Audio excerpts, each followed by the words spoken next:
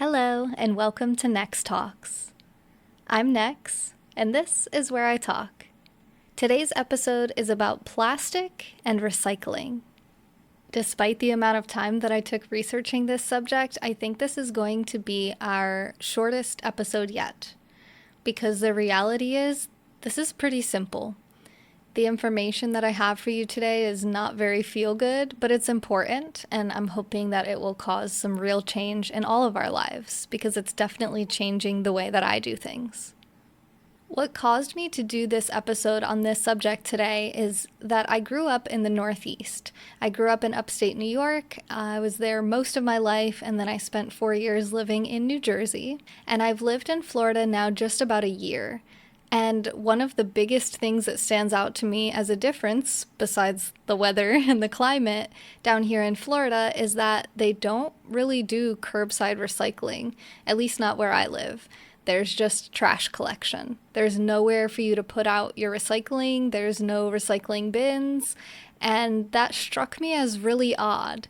I didn't understand why that was. And as I dug a little bit deeper, I found kind of a nasty underbelly to the recycling industry and this belief that we all have that what we're recycling is getting recycled. And before I get into the recycling industry itself, I want to just talk about plastic. So there are thousands of different types of plastics. And as most of us know, this is a really big problem for pollution, particularly marine pollution in the oceans, as a lot of the plastic that we consume ends up in the oceans. They've found plastic down in the Marianas Trench, which is like the deepest part of the ocean that we're aware of today. You can actually see it if you go on Google Maps and look at a satellite version. You can look at the Marianas Trench and see this huge chasm. It's just really, really amazing. And there's plastic down there at the very bottom of that. There's an island called Henderson Island. It's in the middle of the Pacific Ocean, and it's uninhabited by humans, but it is covered in plastic.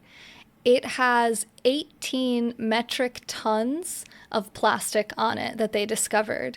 And for my American listeners like myself, we think of a ton as 2,000 pounds, which is already a massive number, 36,000 pounds of plastic. But a metric ton is actually 1,000 kilograms, which is a little bit heavier than a ton. So it's actually closer to 40,000 pounds of plastic. And this is a small island. It's only like 14 square miles roughly. And it has that much plastic on it. And what they found, according to Jennifer Lavers from the University of Tasmania, who was a big part of documenting their discoveries there on this little remote island, is that 65 to 70% of the plastic present on that beach and on all beaches is not visible to the naked eye. It's actually buried under the sediment. So what they did is they dug down about 4 inches down, and they were able to determine this percentage. There's an estimated 38 million pieces of plastic on that tiny island alone, and there's about 13,000 new items washing up every single day. When they measured it, they estimated that each square meter has about 4,500 items of plastic on it. So we know that this pollution is a huge problem. It's obvious. We've been hearing about it. This is not news to most of us. However, many of us in first world countries like America and many other countries where we recycle, we think that we are not part of the problem. Because sure, we use plastic bottles and jugs all the time, but we throw them in the recycling bin. Maybe we're really, really good and we separate everything and we rinse and dry everything really nice and we're just these expert recyclers and we think, okay, so we're doing our part. Unfortunately, I think many of us were kind of sold a lie. I know that I was under the false impression that at least most of that is getting recycled. And as I dug deeper, I started to find that it's really not that simple. So for most curbside recycling companies, it's what they call single stream recycling. So you put all the recyclables that they accept into one bin, and then those all get sent to a facility called an MRF, a materials recovery facility, where they sort through all of the various collected recyclables and they determine what can actually be recycled. And while some things like steel cans and glass bottles can be recycled pretty efficiently and repeatedly, the story is not the same for plastics. Plastics tend to get what they call downcycled. So the product of recycling a piece of plastic is a lower quality than the original product. So there's a limited number of times that a piece of plastic can even be recycled, because once it's been recycled a couple of times, it's no longer recyclable and it still ends up in the landfill. The most recyclable plastics are plastics number 1 and 2, known as PET, PETE, and HDPE. And you can figure out what type of plastic you have by looking at the number inside of the recycling symbol on the product. So if it's a 1 or a 2, you know that that has a much higher chance of being recycled than anything else. But again, the story still remains. Eventually, once it's been recycled once or twice, it's going to become less and less recyclable. And brace yourself for this information. According to Forbes, still only 20 to 30% of the types 1 and 2 plastics that are sent in to be recycled end up actually being recycled. That means 70 to 80% of that still ends up in the landfill. For some reason, it's not able to be recycled and it just goes straight into the dump. And if you thought that was bad, just wait, it gets even worse.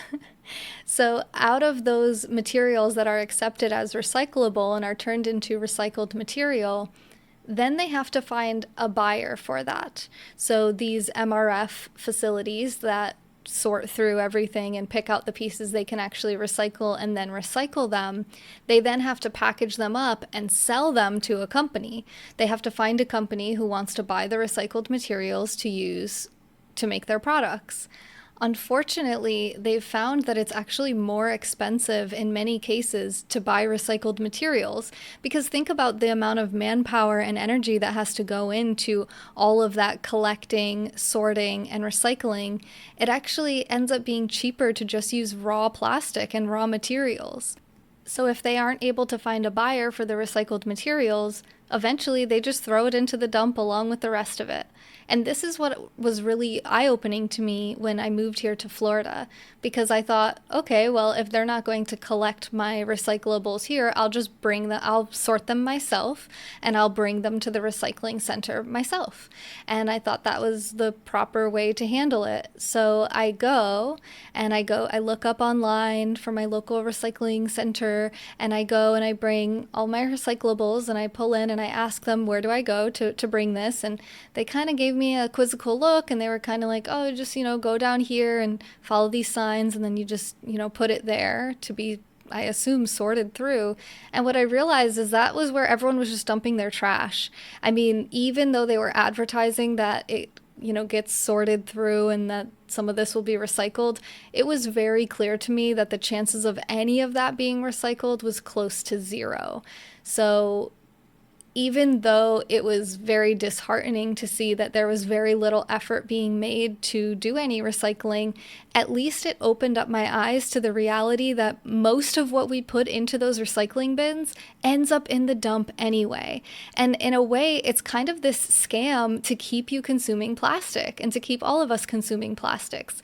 And that's really where the big problem is. So the problem is that we think that our plastics being recycled, and it's just not, most of it. I mean, and even, like I said, even once it is recycled a couple of times, eventually it will get to a point where you cannot recycle it. Most recycling facilities don't accept things like plastic straws, plastic bags, even the plastic tops to the bottles. And all of that stuff just goes into the dump, and everything that does get recycled eventually ends up there as well. And then ultimately even in the oceans, and just kind of destroying so many different ecosystems. Not to mention the effect that it has on ourselves. If you don't care about the environment and all of the animals in the ecosystem, it affects humans as well. The effects of microplastics on our body, we're starting to find that there's plastic inside of us. We don't know what kind of effect this is going to have, but I strongly doubt that there's going to be anything positive that can come from this. And eventually, I assume we will have to make a change. We will eventually wake up to this. So I thought this was an important episode to record because I'm just kind of waking up to this myself, and I'm 32 years old. And I think it's important for us to start figuring out what we can do. So the next actionable step, I would say, is to go online and look at your city's recycling procedures and their rules, because actually every city is different. It's not universal across the country, and it's not even universal across the states. Every city, every county has a different way that they manage their recycling. Some places have curbside, some places don't. And you have to figure out what they do accept and how to make it as easy as possible. So, in the short term, you're going to have plastic that you're going to be discarding over at least the next few days or weeks and even months.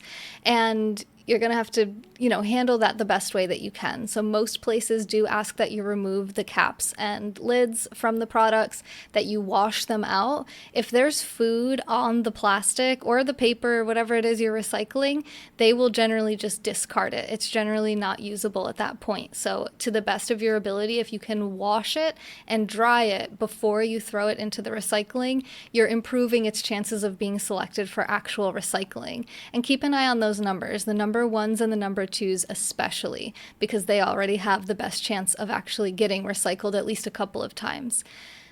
Step 2 is reduce, reuse, recycle. Many of you have probably already heard this, but just in case you haven't, you want to start immediately reducing the amount of plastic that you're consuming and buying. Start to be more aware. The first step is awareness. The second step is action. So start to make some changes. Look for glass bottles as opposed to plastic bottles. Figure out ways that you can reuse plastics when you don't see any alternative offered to you. Start using canvas reusable shopping bags for your groceries and for your clothes shopping.